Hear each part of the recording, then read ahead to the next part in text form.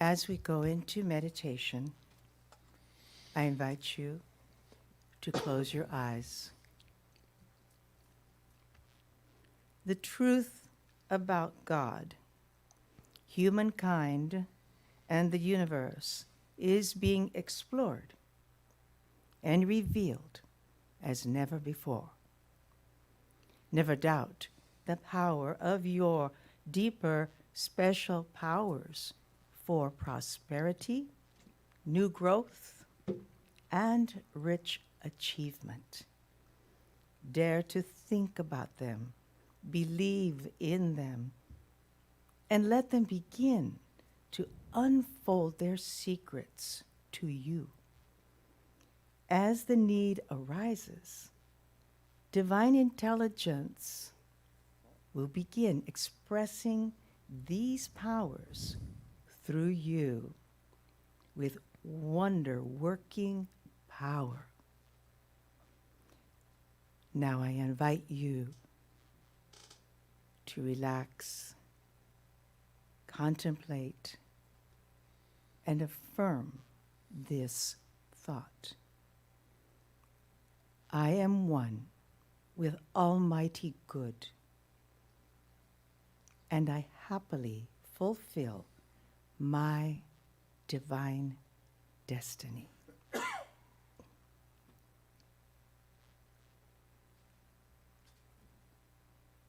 And we're going to have a silent meditation for a few minutes.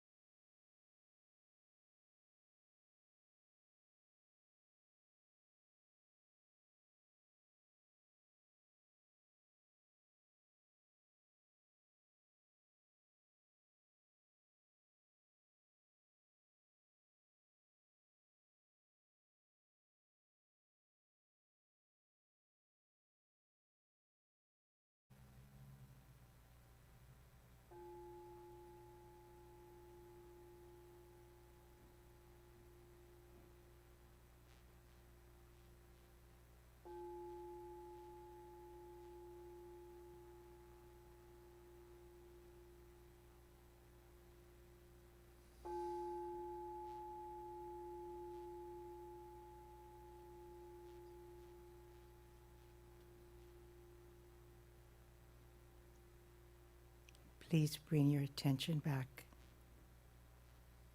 to this moment.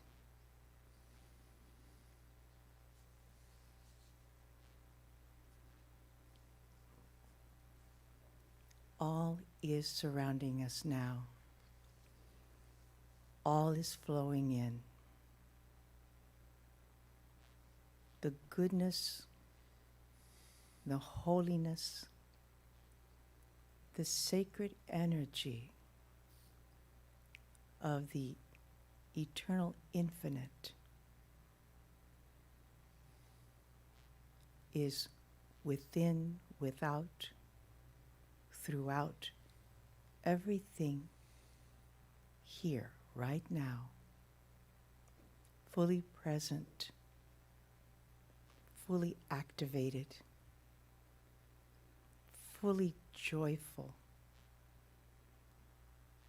filled with a gentle peace and harmony and all the good things,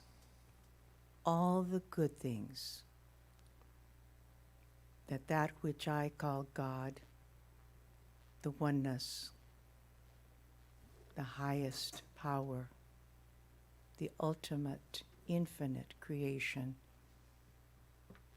of all that is waving out and waving back in. I am grateful to know that as I am part of it, I know that also each one here present and each one online and all beings across the world and throughout the entire universe, an unfathomable, infinite beauty of life.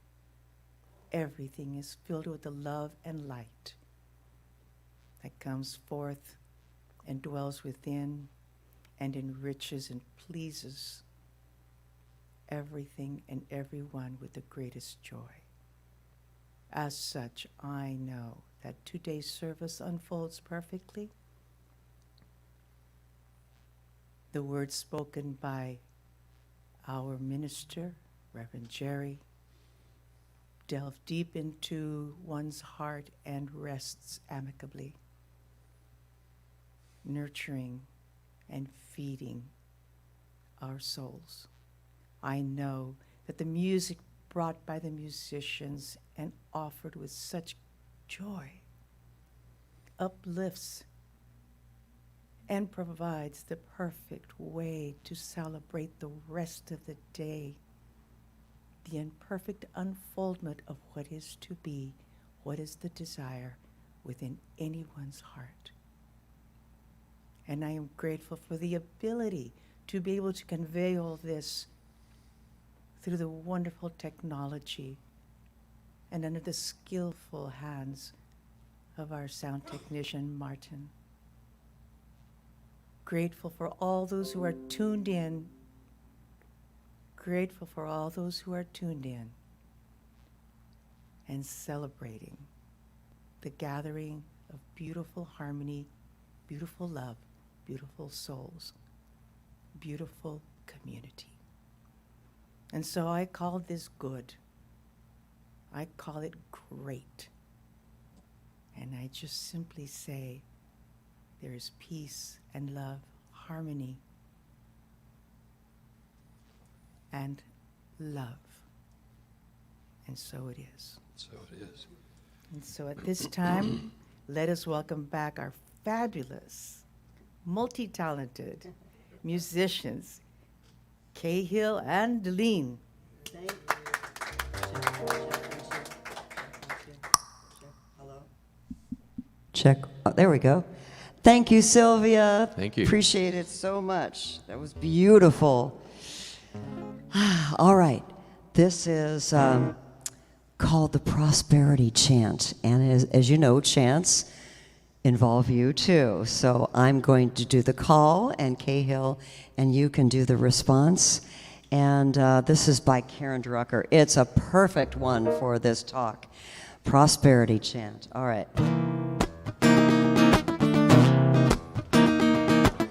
Let's funk it up a little bit. What What do I desire? What will bring me to my highest good? What do I want? What do I desire? What will bring me to my highest good? Prosperity, Prosperity, I claim it. I claim it. Abundance, Abundance, it is mine. it is mine. Love Love flows through me. flows through me. I feel joy I feel joy all the time. all the time. I can have it. I can have it. I deserve I it. deserve it. I claim it. I claim it. It is mine. It is mine. I can have it. I can have it. I deserve I it. deserve it. I am it. I am it. It is mine. It is mine. Peace Peace fills my heart. fills my heart. I surrender I surrender everything. everything. Health Health is my birthright. is my birthright. Passion Passion helps me helps see. me see. I can have it. I can have it. I deserve I it. deserve it. I claim it. I claim It is mine. It is mine. I can have it. I can have it. I deserve I it. deserve it. I am it. I am it. It's my time. It's my Bring it on down.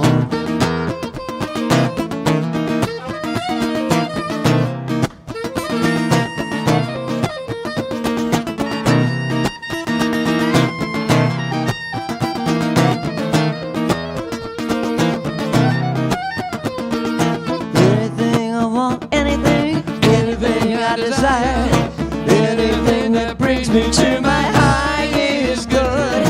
Anything I want, anything I desire, anything that brings me to my highest good. I release I release and let go. and let go. I accept I accept what is mine. what is mine. I can have I can have what I want, what I want. and let spirit And the Spirit direct the flow. direct the flow. Life is good. Life is good. Life is fun. Life is fun. Life is great. Life is great. This song is done.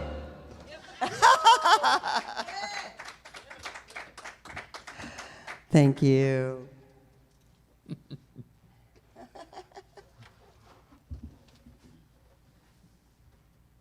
I love how she ends that song. I That's know. just The song done. is done. Yep, done. Thanks, you guys. That was awesome. So, good morning and good afternoon and good evening wherever you are, and welcome to those of you in this very room, as well as to our beloveds. Thanks to the technology of the internet and Zoom. Good morning, everybody, and good afternoon. Great to see you all, and thanks so much for being here. So we've been talking about abundance, as most especially related to money, over the last couple of weeks, and we're going to continue this morning, but I'm going to add a few things into the conversation. Because, as you well know, we're getting ready to do Halloween and see the little monsters at our doorsteps, many of us at least. And many of them will be wearing masks. And so I got to thinking about this experience of Halloween and how we, throughout the year, might wear different masks. And so the book, my topic for this morning is removing and releasing our masks. And I'm using this great book, Removing the Masks That Bind Us by John Randolph Price. Absolutely wonderful book written many years ago, but he talks about some of the different masks or characteristics or attributes that sometimes we pick up and carry with us and might not even realize it. And so the opportunity to look at and see if that really does still serve me or if I'm ready to release it. So we say that we are the essence, expression, and experience of spirit. We are all there is. And when we were born, the world pretty much revolved around us. We asked for what we needed, very often at the top of our lungs, and chances are got whatever it was. So I need a change, I need food, I just need some attention, whatever it was, and the world ideally responded and gave us whatever we needed. But over time, we had that experience of domestication that you might remember Don Miguel Ruiz talks about in the Four Agreements, how we were born and everything was wonderful, but then we were domesticated and we learned about how life is or how life should be versus how we were, and then began to develop and began to form those opinions and maybe those guilts and maybe those reasons why we were somehow less than what we should be. We might have been taught that there is somehow not enough. And I talk a lot about enoughness, and hopefully by now it's an actual English word, but we'll go with it even if it's not. There's not enough. Did you get enough sleep last night? Did you get enough coffee this morning? Do you have enough time today? Do you have enough money today? Because it's going to be the first of the month before we know it. Is there enough of all of that and more besides? And oh, by the way, did I do enough yesterday? Well, I didn't get the laundry done. Well, I didn't do that. Well, I meant to go to the grocery. Well, I meant to do, and so I didn't do enough. I don't have enough. There isn't enough. And so we begin to develop that I am not enough. I'm not lovable enough. And so we begin to develop these patterns, perhaps, and put on these masks to make us look like we're acceptable. In reality, we already are. In reality, there's nothing to change. So we're going to talk about a few of these masks that sometimes we pick up and carry with us and decide which still serve us and which don't. So if you're going trick-or-treating, I honor and celebrate you. I will not. Dog and I will be home to hand out candy to the little monsters.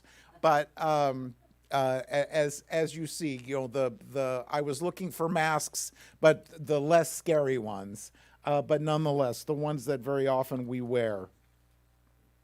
Sometimes victim, worrier, meddler, scrimper, and a bunch of others that we pick up as a personality or as an attribute of our being that we carry with us unless and until we say, now wait just a minute, maybe I don't need to do that anymore. Because if there's a mask that's hiding the lusciousness of our true being, it's probably a belief that's not serving us. And you might have heard this before, but at any point we can change our thinking and change our lives. So that's what we're talking about this morning. So I'm going to get some help this morning from my friends but before we do that, let me give you this quote from the book Removing the Masks That Bind Us by John Randolph Price. The masks we wear are simply veils that we have chosen to hide behind in order to get our way or to demonstrate how we are reacting to the powers and forces that seem to influence us from the external world. They are part of our self-image and in some case, nothing more than a protective device, a defense mechanism. My world is nothing more than a projection of my thoughts, and if I want a different world, I must change my mind. When we realize the world has no power over us, that the power is within us, the inner teacher takes over and we shed our disguises. So that's what we're talking about today, is releasing those masks, those disguises, those beliefs that no longer serve us so we can step into this greater good. So I'm going to call on some friends of mine from the 100 Acre Wood. This is, and if you're familiar with the stories of Winnie the Pooh, or Pooh Bear for short, and all of his friends from the 100 Acre Wood. Now, as you may know, Pooh Bear is my spirit animal. He is my hero. He is a bear of very little brain, and at some days, so am I. And that's okay, but what you might not know, the first Winnie the Pooh book was published in 1926. So just about 100 years, which is pretty amazing. And then A.A. Milne wrote more and more books with the different characters. But he started writing the books for his son, Christopher Robin. So the only human character in the stories was Christopher Robin, and that was A.A. Milne's son. And he used the stuffed animals that Christopher had on his shelf as characters in the stories. It's really interesting because I did some research, and watching the movies or reading the stories, you can tell the different personality characteristics of the different characters, and there's some definite character flaw is not the word I want. Characterizations of each of the animals in each of the characters in the books. So we're going to talk a little about that this morning and see if you identify with any of those. Starting with Pooh Bear, who is just a little bit obsessed, and if you are familiar with his shape, you can get a pretty good idea of what he's obsessed with. And we have a short video, thanks to Martin's expertise. So let's do that.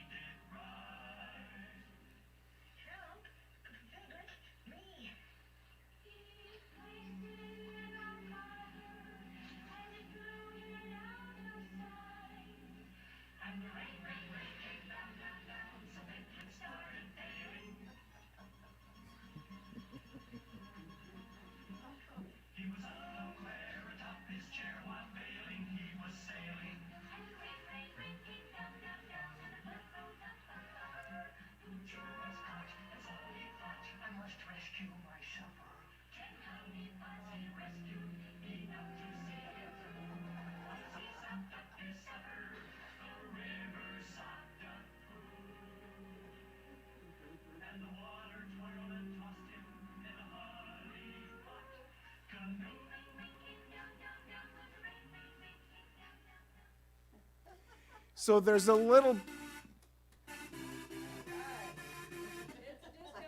Yeah.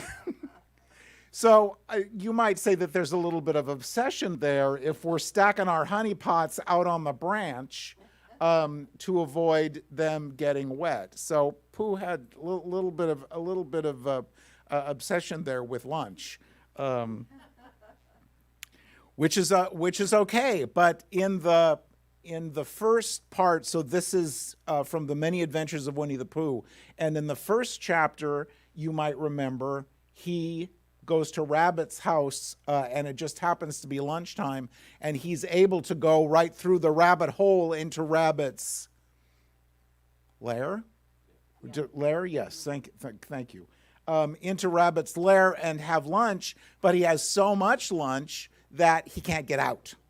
And so he has to stay for a couple of days until he gets thinner so that he can get out of Rabbit's house. So there's a little bit of obsession there having to do with food in general and honey in particular. A little bit obsessed with that honey and milk and chocolate, but most especially honey. Then there is Tigger.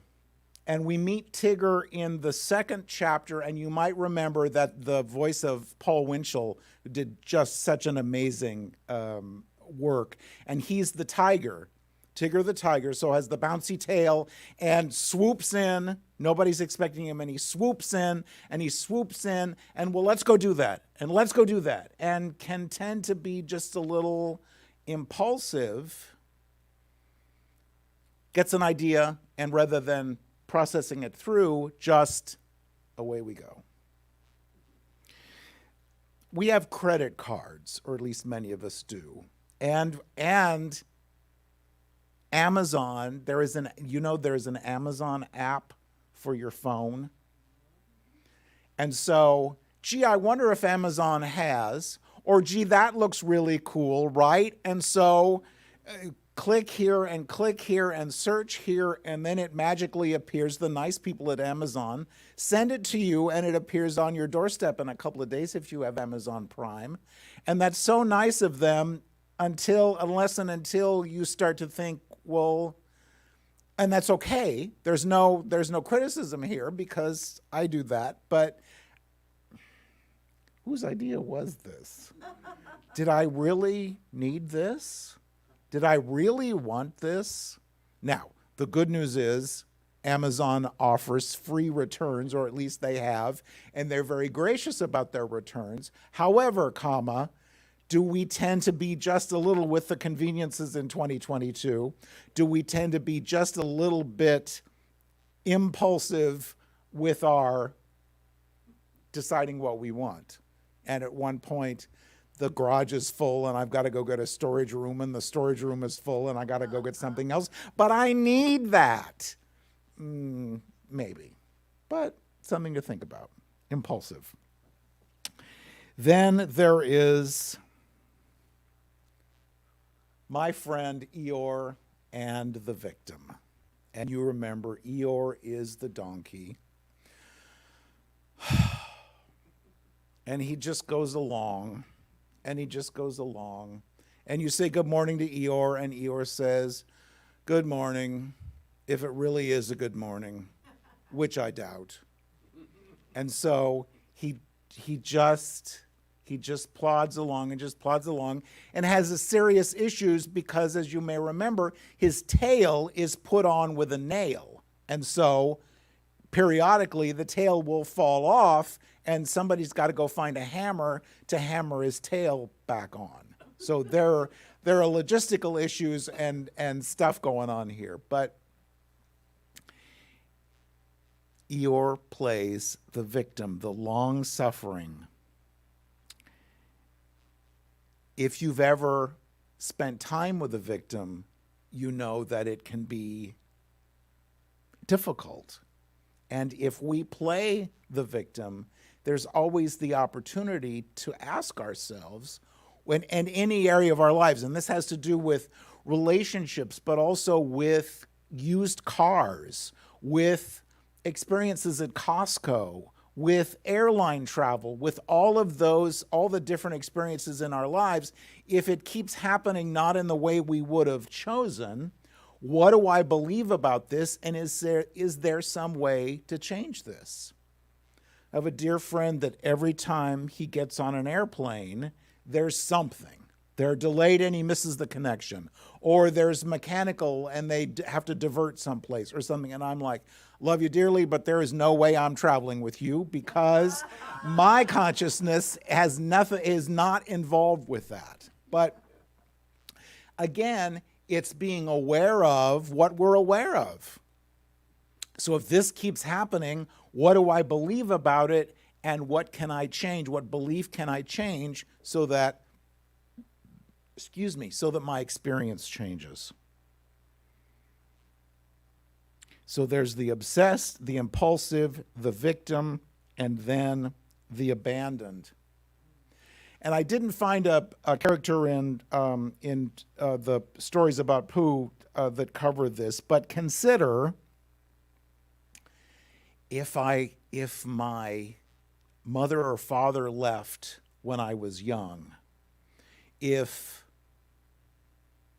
someone either left or died or made their transition, or something happened so that the family unit was fractured, or when I was young, someone, I was in a relationship and the relationship changed, not in a way that I would have chosen. Or there was some other experience when I was abandoned, or when I felt that I was abandoned. There could be the belief that I have to do, I'm not, you left me. And for young people who were adopted, I believe it's so incredibly important for them to recognize that the reason for that adoption, and the truth is, we don't know. We never know, because people say what they're going to say, but we don't necessarily know the motivation behind what they did. So, were you adopted because your parents didn't love you? Or were you adopted because your parents loved you so much and recognized they couldn't take care of you, so they gave you to a family that could? How important it is for us to recognize our story and make adjustments as we're able, because most of the time, this is what it looks like, but we don't know for sure. We don't know for sure exactly what happened or what was in their heart. So we can change that belief in not being enough and not lovable enough to one that, yes, not only was I loved, but I was by my adoptive family, but I was loved by my natural family as well, and they wanted me to have a better life than they could give me. Makes all the difference in the world and can absolutely change the choices we're making moving forward, because no, I'm absolutely worthy, I'm absolutely lovable, and I don't need to do whatever that is to earn the love and respect, because it's the truth of my being. There's that song, I might want to narrow it down, Backstreet Boys, maybe? I don't know. I don't care who you are or where you're from, as long as you love me. And if you've ever been in that situation, I'm just looking for somebody to love me. And so often we don't make the choices that are best for us if that's what we're thinking. How important it is for us to recognize that there isn't anything that makes us unlovable or unworthy. We are already, again, the essence, expression, and experience of spirit. So of course we're worthy. Of course we deserve whatever good that we choose. This afternoon, I'm headed over to Palm Springs, and I'm going to be doing a podcast for the California Community of Men, talking about life, and especially gay life, after 60. Now, let me just say that flies in the face of everything I stand for, because how in the world did I get to be this age? But nonetheless, the number of people in our community and in our community, the whole community, that get to be a certain age and just go sit down. And we have so much to do. We have so much wisdom to bring. We have so many wonderful things to experience, and how important it is to allow ourselves to heal the grief, heal the loss, because when you get to a certain age, chances are there's been death and loss and grieving in your life. So feel that. Allow yourself to feel it so you can heal it. So once that's done and posted someplace, I'll keep you informed on that. But it's going to be an interesting conversation. And then the next one is the worrier. Remember in Job, the book of Job in the Old Testament, he said, "The thing that I have feared the most has come upon me." And to me, fear has got to be one of the strongest emotions that are out there, because of that quote from Job, that emotion, that feeling draws those wonderful things, and I use the term loosely, those wonderful things that we fear right to us. The strange noise coming from the engine in the car, or the strange noise coming from the washing machine, or the spot on my hand that, well, I didn't notice that before, or the am I going to have enough money to all of those things? And as we begin to worry, and we know what we focus on expands, so, and oh, by the way, there's something else to worry about, and oh, by the way, there's something else to worry about, and then we wonder why those experiences show up in our lives. Versus saying, and this is purely spiritual, and you've heard me say this before and you will again, tain't so. Tain't so. Tain't so. That can be our, or whatever works for you, but some affirmation, no, I don't need to worry about that, and I don't need to worry about what I need for the first of the month, because in this moment, all is well. In this moment, there is nothing I need. All is well. And allow life to bring us whatever it is we need in that next moment. Piglet is our character from the Pooh stories and the Worrier. And you see he's a little pig and doesn't feel like he has a lot of power, and so he worries about just about everything. And then there is the meddler. Do you have anybody in your life? Just want to... Oh. I don't believe that, but I honor you for admitting to that. I love the sitcom Mom. With Alice and Janney. Absolutely amazing, heartbreaking, but also hysterical. And they have all of these characters and more besides. And the one, Marjorie, one of the older actresses, gets involved with this man, and they're all sitting around dinner, and he says, well, one of them has a sweater on. And he says, well, if it were me, I'd be wearing a short sleeve shirt because it's Southern California. Well, your steak isn't right. Well, if it were me, I'd send it back. And so he goes on and goes on and goes on, and I'm looking for my baseball bat because I just want to go and beat him into submission even though he's on the television. But have you spent time with someone who just has an opinion about everything? Do I do that? Sometimes I do that. Because if you would just do it the way I tell you, your life would be so much easier. Right? Right? Or I could just let you do that. Somebody said, not my circus, not my monkeys.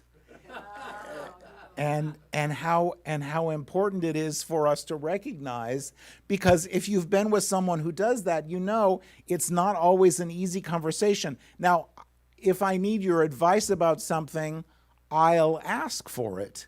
But if I don't, thank you so much, I'll keep that in mind, and then run screaming in the other direction. Owl the second chapter in the Winnie the Pooh book says he talked from page 41 to page 62. Now this is somebody that loves to talk and loves to meddle and loves to give advice and everything else. So my experience has been very often, if you have opinions for me about everything, that means you're trying to convince me that you know what you're talking about. And how often does that just so go down the tubes because you're just making a fool of yourself? So there is the meddler. And then there is and this goes with the victim and the worrier, but the scrimper. How much did you pay for that? Walmart had that for 7 cents cheaper.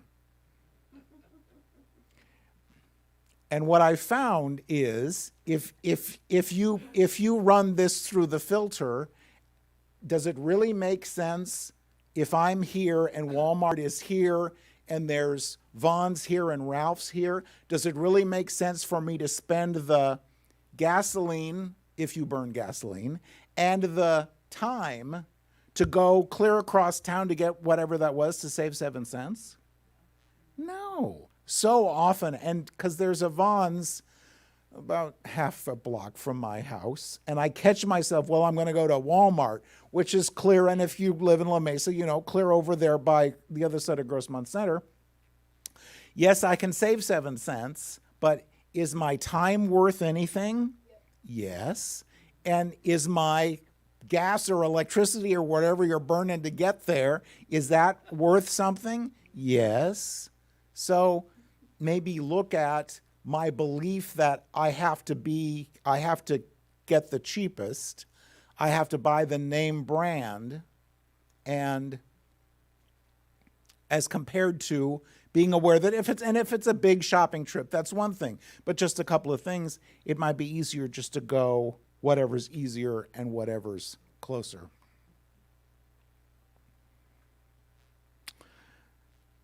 What do we plan for? Thank you. What do we plan for? If I came to you and said, I want to go on a cruise to, where should we go? Around the Hawaiian Islands. How about that? I want to go on a cruise around the Hawaiian Islands in May. So that's 8 months. Would you say, that's a wonderful idea, I'll start planning? Or would you say, oh, that would be so much fun, but I can't afford it? Do we plan for our abundance or our lack so far in advance? Or if it's something we really want to do we allow ourselves to affirm to the universe that this is what we want to do and begin to plant those seeds? It's an interesting question. Excuse me. What do we plan for? Do we plan for a greater abundance, or we plan for lack and struggle? So we've been talking about money, and I want to talk about money a little bit this morning as well, and just kind of a refresher for us.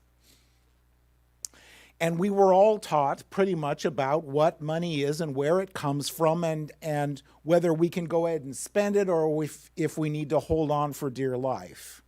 And so much of that comes from the Bible, and whether you were raised in traditional Christianity or not, it's the collective consciousness. So things like money being the root of all evil. And what we know is the love of money and the obsession about money is the root of all evil. The wealthy man in the eye of trying to get through the eye of a needle. The virtue of hard work. Anything worth having is worth working for. So if you get that $1,500 refund check from the mortgage company, you shouldn't have that because you didn't work for it? Or, yes, thank you, and more please. I'll write my tithe check and then say, yes, thank you, and more please. The rich get richer and the poor get poorer. You hear people talk about that, and the Bible says that, but it's, of course, referring to consciousness. If I have a scrimping and a poor consciousness, poor as in money, not poor as in something else, then I get more of that because it's my belief. And as we know, as I change my belief about it, my experience changes. Somehow there's not enough. And rich people are somehow bad. People that live in Rancho Santa Fe and La Jolla and have ocean views and all of those wonderful things and go on trips all the time and have airplanes and all those things, they're somehow bad or wrong or evil or got their money in a shady way. The people that win the lottery, well, I didn't. Did I buy a ticket? No. Well, that could be part of the reason why I didn't win the lottery. But what do we believe about people who experience that we want? And can we honestly say that is so wonderful because if you did it, I can do it too? We're always working with the same power. There's only one mind, and it's all about, as we know, it's all about our belief in whatever it is. So the opportunity, because I don't like the word challenge, the opportunity for us is to continue to think about everything we've talked about, and most especially continue, what do I believe about money? And there's somebody running for, it's Dan, he's on an envelope at home and I forget what his name, but the guy that collects the taxes, the real estate taxes, County Assessor Dan McAllister, thank you very much. And an envelope, and I can't believe I have to pay this again. Well, you are using the services, and you are walking on the sidewalks, and you are driving on the roads, and you are using all of those other services. So as we know, our resentment brings us more lack and struggle. Our gratitude and knowing when it's time to pay it, December 15th, yes. If it's time to pay the second installment, the money will be there for us. And we can begin now knowing that that's the truth, because it flows to us so much better than if we pay it out of resentment and lack and struggle. So last weekend, I was in Baton Rouge, Louisiana, which was just the most awesome experience, and got to spend 3 days with Edwene Gaines. And whenever we're talking about money, it just was so cool. And whenever we're talking about money, I have to bring her into the conversation. And so a couple of quotes for us to be reminded of. She says, The Four Spiritual Laws of Prosperity, and this is such a great book. If you don't have it, I so invite you to get it. Tithing and conscious giving, forgiveness, setting goals, and then finding our divine purpose. And the goals and the divine purpose are so incredibly important, because what am I going to do with this money that I get if I don't know where I'm going or what I'm doing or what I want? So those things are important as well. In the book, she writes, our challenge and our goal is not to try to fight and manipulate a universe that wants to withhold our good. Instead, it is to accept that the good is here and to give ourselves permission to receive it. So everything we've talked about this morning related to this, the masks that we wear and what we hide behind, and we feel the need to do this so that we'll earn someone's love, or we're not good enough, or we don't have enough. At any point, there's the opportunity to say, now wait a minute, that's no longer my truth. We don't have to beat ourselves up for whatever it was. Just remind ourselves that is no longer my truth, and step into that greater good that life has for us. And by the way, what do we say about our money? Would it want to hang out with us if it had a choice? Or do we complain about it and the price of gas and all the rest of that? What do we say about our money? So this quote from this thing called You from Ernest Holmes. This spirit is happy, whole, free, filled with joy, eternal in its existence, and provide you with everlasting expansion.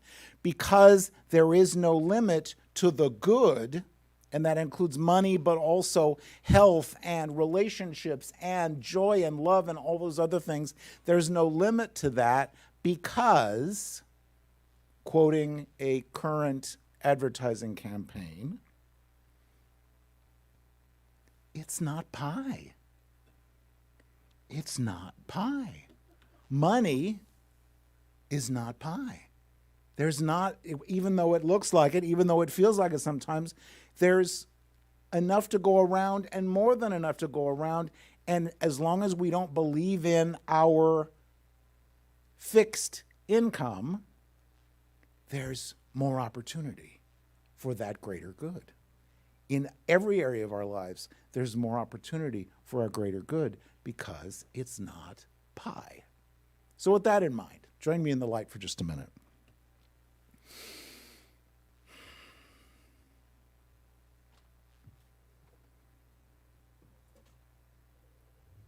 So in the peace and the quiet of this moment, we offer gratitude for the opportunity to be back together again today with this beloved spiritual community.